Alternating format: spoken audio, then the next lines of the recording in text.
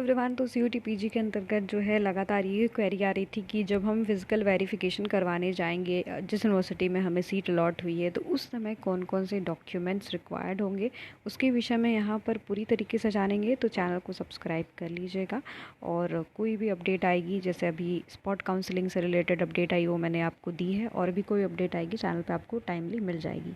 ठीक है, तो अगर हम बात करें यहाँ पर डॉक्यूमेंट रिक्वायर्ड की, तो पहली चीज़ जो आपका अप्लीकेशन फॉर्म है, जैसे मान लीजिए आपने बनारस हिंदू यूनिवर्सिटी में अपना अप्लीकेशन फॉर्म भरा था, तो उसका अप्लीकेशन फॉर्म आपके मांगेगा। ठीक है, अगर नहीं मांगेगा तब भी आप रख लीजिएगा। 4 फर्स्ट पासपोर्ट, देखिए 2 पासपोर्ट साइज़ फ़ोटो बोला है, पर आप 4-5 रख लीजिएगा। हो सकता है कि अदर यूनिवर्सिटी में और भी ज़्यादा वो आपके जब एप्लीकेशन फॉर्म आप डाल रहे होंगे तो उसमें और भी ज़्यादा फ़ोटोग्राफ्स के रिक्वायरमेंट हो सकती है। 10th का जो सर्टिफिकेट है वो रख लीजिएगा, वही आपका पास सर्टिफिकेट भी होता है। और 12th का सर्टिफिकेट, ठीक है, आपकी ग्रेजुएशन का सर्टिफिकेट देखिए मांगा हुआ है। अब क्या हुआ कि कुछ स्टूडेंट का 5th सेमेस्टर तक का रिज़ल्ट उनके पास होगा, और कुछ का जो अभी एग्ज़ाम हुआ होगा उनके पोर्टल पे सारे मार्क्स चढ़ गए होंगे, पर अभी रिज़ल्ट आपके हाथ में नहीं आया होगा।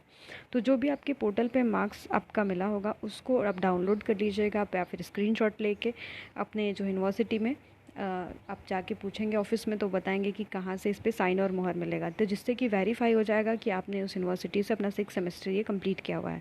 बट आपको कुछ समय बाद, 1-2 महीने बाद आपका जो ओरिजिनल सर्टिफिकेट है वो मिलेगा, तो बाद में फिर आपको 1-2 महीने बाद सबमिट करना होता है जिस यूनिवर्सिटी में आपका एडमिशन हुआ है। ठीक है, डिग्री मांग रहा है, डिग्री आपके या फिर हो जाए, तो डिग्री अगर नहीं है तो कोई दिक्कत नहीं है, क्योंकि जब तक आपका रिज़ल्ट नहीं आ जाता उसके बाद 1-2 महीने बाद ही डिग्री मिलती है। तो भी उसके लिए भी आप जब आप फिज़िकल वेरिफिकेशन करवाने जाएंगे तो ये सारी रीज़न्स आप बता दीजिएगा। बट अपने 6 सेमेस्टर का जो रिज़ल्ट आपके पोर्टल पे आया होगा वो ज़रूर दे दीजिएगा। नहीं आया है तो 5th सेमेस्टर तक का रिज़ल्ट आप वहाँ पर जा कर के देंगे।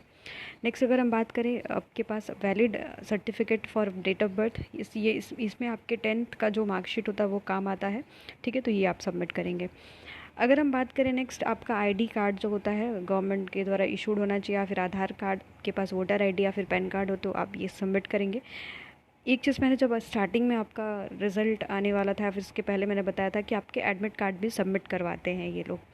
एडमिट कार्ड की अगर हम बात करें, वहाँ पर आपकी जब अपने एडमिट कार्ड एग्ज़ाम दिया होगा तो एडमिट कार्ड उन्होंने एग्ज़ाम सेंटर पे ही सबमिट करवा लिया था। अब इस केस में क्या करेंगे, तो आप अभी भी अपने एप्लीकेशन नंबर को जाके लॉगिन करेंगे तो आपको एडमिट कार्ड मिल जाएगा, या फिर आपने कभी फ़ोन में सेव किया होगा तो वो निकलवा लीजिएगा उसका फ़ोटोकॉपी। और आपके स्कोर कार्ड को भी आपको सबमिट करना पड़ेगा कि आपका कितना स्कोर है।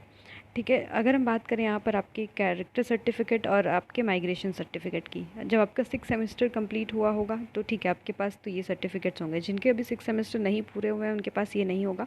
तो इसके लिए आप जब यूनिवर्सिटी जाएंगे जहाँ पर आप वेरिफिकेशन करवा रहे हैं, वहाँ पर आप बताएंगे कि अभी तक आपका नहीं हुआ, तो आपको 1-2 महीने के लिए समय देंगे। ठीक है, जैसे बनारस हिंदू यूनिवर्सिटी में समय मिला था सभी स्टूडेंट को लास्ट ईयर भी, और इस साल भी वो देंगे। ठीक है, अगर हम बात करें यहाँ पर आपके टीसी, जो आपका ट्रांसफ़र सर्टिफिकेट है वो भी आपको यहाँ पर आप अंडरटेकिंग भरेंगे। अगर आपके पास नहीं है, अगर आपके पास है, अगर आपका हो चुका है एग्ज़ाम, आपके पास आपका सर्टिफिकेट आ चुका है, तो आप जा कर के अपने यूनिवर्सिटी से यहाँ पर जो है इसको निकलवा लीजिएगा। नेक्स्ट आपका जो सर्टिफिकेट काम आएगा, आपके SC ST OBC या NCL जो सर्टिफिकेट है, EWS सर्टिफिकेट अगर आपने लगाया होगा तो ये जो गवर्नमेंट ऑफ इंडिया के फॉर्मेट में होना चाहिए, आप जो है इसको भी यहाँ पर अपने पास रख लीजिएगा। ठीक है, अगर आप ने नहीं लगाया, किसी कारणवश आपके पास नहीं है, तो यहाँ पर इन्होंने ऑप्शन दिया है जिससे सेंट्रल यूनिवर्सिटी ऑफ झारखंड का, पर ये मुश्किल होता है, ये सर्टिफिकेट तुरंत सबमिट करना पड़ता है। और अगर आप PWD कैटेगरी या फिर PH कैटेगरी से हो तो आपको यहाँ पर आपकी सर्टिफिकेट लगाने पड़ते हैं। अगर आप कश्मीरी माइग्रेंट है तो आप उसका भी सर्टिफिकेट गवर्नमेंट ऑफ इंडिया के फॉर्मेट में लगा दीजिएगा। तो ये सारे कुछ आपके सर्टिफिकेट जो है रिक्वायर्ड रहेंगे। ठीक है, तो कुछ स्टूडेंट का यहाँ पर क्वेरी आएगा अभी कि ये सारे सर्टिफिकेट हमारे पास नहीं है। ठीक है, एग्ज़ाम नहीं हुआ है पूरा, कोई दिक्कत नहीं है, यूनिवर्सिटी आपके अंडरटेकिंग देती है। वहाँ पर जब आप जाएंगे बताएंगे वैलिड रीज़न, तो आप जो है आप अंडरटेकिंग देंगे, और या फिर उनको देंगे वैलिड रीज़न, बताएंगे कि क्या है, तो फिर उसके बाद आपका नहीं लेते हैं ये लोग, फिर बाद में आपको 1-2 महीने बाद सबमिट करना पड़ता है। ठीक है, उसके लिए एक पर्टिकुलर डेट दी जाती है। तो ये सारी चीज़ें आप रख लीजिएगा, जितना हो सका मैंने बताया आपको।